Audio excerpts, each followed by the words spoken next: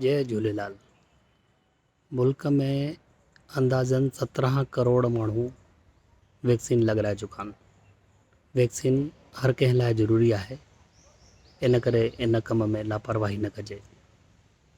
ॿी ॻाल्हि, government of India कल्ह जेका हिकु ॻाल्हि ॿुधण में आई त 12 साल या उन खां मथे जेके ॿार आहिनि उन्हनि खे लॻंदी, त उहा ॻाल्हि हींअर ग़लति आहे।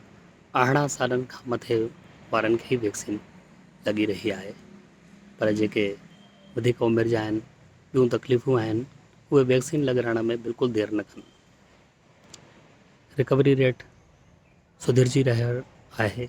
कल्ह मां तव्हांखे ॿुधायो हो 82% खां मथे पूरे मुल्क जो रिकवरी रेट आहे। इन खां पोइ बि जंहिं शइ जी ज़रूरत आहे, हिमत ऐं हौसले जी, बसड़ी करे घर वियो, परेशान न थियो, थोरो धीरज रखो। इहो वक़्तु बि गुज़री वेंदो। थोड़ा ॾींहं थादल बादल शरबत वरबत इहे बंदि रखो। बाक़ी खान पान में जेको तव्हांखे मिले, फल, सायूं भाॼियूं, दालियूं, सभु भरपूर खाओ, आराम कयो, मनोरंजन कयो, सुठा किताब पढ़ो। मां कल्ह नारी लछवाणी ऐं कृष्ण खटवाणी ऐं हरि हिमथाणी दादा जा किताब पलटिया, पुराणा पढ़ियल किताब ॿीहर पढ़िया।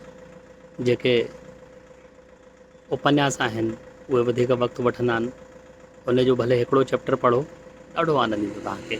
सिंधी साहित्य में अहिड़ो अनमोल खजानो आहे, उनजो लुत्फ़ु वठो। हे तव्हांखे हिकिड़ो अवसर मिलियो आहे। ॿी ॻाल्हि हिकु चवणु चाहींदुसि, कोन हुअसि पॉज़िटिव सिम्टम्स हुया, पर मां जल्दी डॉक्टर वटि पहुची इलाज करायो। त लापरवाही त करणी न आहे।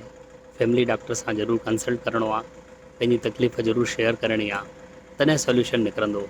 असां हर ॻाल्हि जा एक्सपर्ट कोन आहियूं जो घरेलू नुस्ख़ा अपनाए करे घर वेही रहूं।